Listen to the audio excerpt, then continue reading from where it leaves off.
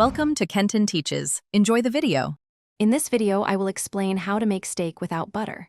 First, select a quality cut like a ribeye or New York strip, ensuring it has good marbling for flavor. Next, it's crucial to pat your steak thoroughly dry with paper towels. This step is key for achieving a beautiful, crispy crust. Finally, season your steak generously on all sides with coarse salt and freshly ground black pepper. Don't be shy with the seasoning. Now, let's get that perfect sear. Place a cast iron skillet over high heat and let it get screaming hot until you see a slight wisp of smoke.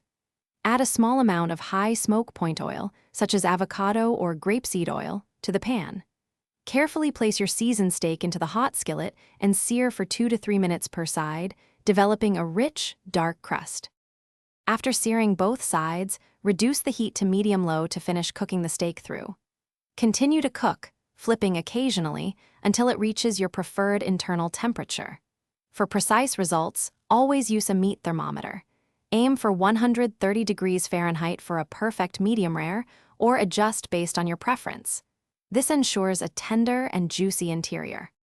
Once cooked, transfer your steak to a cutting board and let it rest undisturbed for 5 to 10 minutes.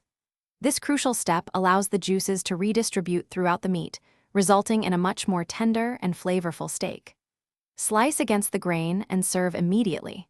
For more great tips and resources, including a fantastic book that can truly change how you think about money, check out the description below for links and other deals.